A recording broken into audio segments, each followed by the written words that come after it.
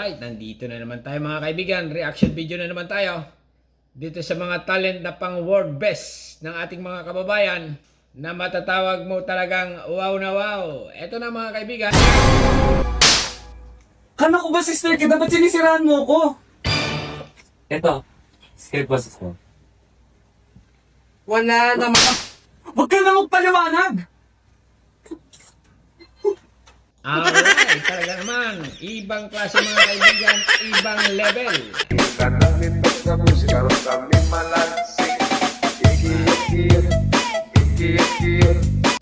Ano nangyari sa'yo? Ba't may pasa ka na naman? Binugbog ka na naman ni Erwin? Ha? Nasaan ba yun?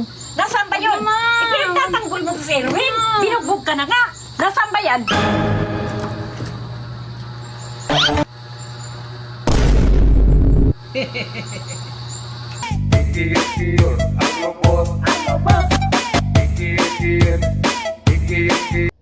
Ibang klase mga kaibigan ha. Ibang klase talaga. Itong mga talent ng ating mga kababayan.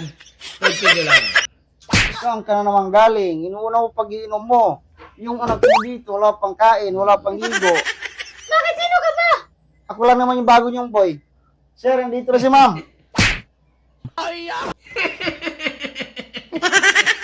Okay, continue lang. Ang sabi nga pala sa mga nagkakagusto sa'yo na mas gusto kita. Ha? At ako yung nauna. Sabihin mo maghanap na lang silang iba. Oh. Huwag na sila makisusaw sa love story natin. Baka pagraratating kung mga likod nila. Sabihin mo ha. Salamat. Ganda naman ni Ningning. Ano mga beauty? Talagang Pilipinang-Pilipina. Okay, continue lang. Bakit dito mga kalambat? Sabi sa akin, nag-vlog lang daw ako para daw ako magpaawa sa mga tao. Hindi naman po kami dito nagkapanghingi. At una sa lahat ay marami rin yung mga nagabigay dito sa amin pero hindi po kami nagatanggap. Ganon. Natatawa na lang ako dun sa mga nagsabi sa akin. Ang Switzerland, walang dagat, pero mayaman. Ang Singapore, walang palayan, pero mayaman. Ang Dubai, walang gubat, pero mayaman. Ang Japan, walang yamang minerals, pero ubod ng yaman. Ang Pilipinas, nasa kanya ang lahat, pero mahirap. Alam nyo kung bakit? Sandamakmak kasi ang mandurugas.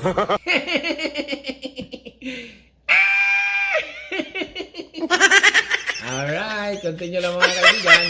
Continue lang. May dumaan ho din habang ho ko naglalaba. Sabi ho sa akin, ay nakaw, ikay huwag maglabat ang iyong kamay. Ay magagaspangay. Alam niyo ang sagot ko. Sabi ko, yain na hong maggaspangay ng kamay. Huwag lang bumaho ang pundiya.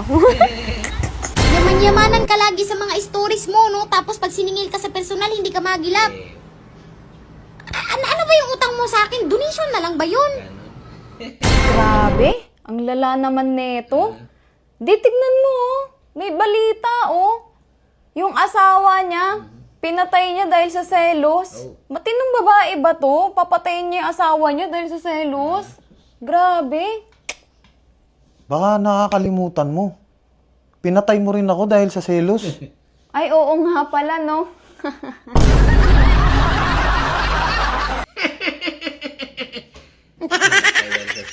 Ganon. Mula ngayon, hindi na ako susunod sa lahat ng mga gusto mo. Ako ang lalaki. Ako ang masusunod sa pamamahay na to.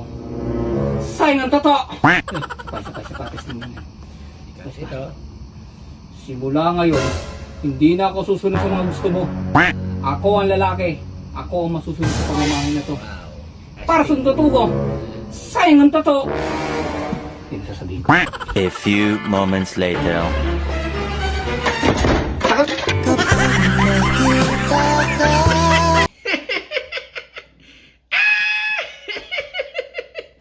Alright, continue lang mga kaibigan. Yan ang hugot ng ating mga kababayan. Talaga namang mapapawaw ka. Corny, di ba? Pero swak sa panlasang Pinoy. Hindi po ako maarte, hindi po ako namimili, hindi po ako namimili ng mayayaman. Kung gusto kita, gusto kita. Kung hindi kita gusto, hindi kita gusto. Kaya pala ang daling maubos ng gatas ko. Si Papa pala ang dahilan. Bakit mo naman nasabi yan, baby? Rinig ko kasi si Papa kagabi. Sabi niya sa'yo, mahal pa Daddy naman. Kaya pala laging ubos ang gatas ko, ma. Pinapadaddy mo pala si Papa gabi-gabi.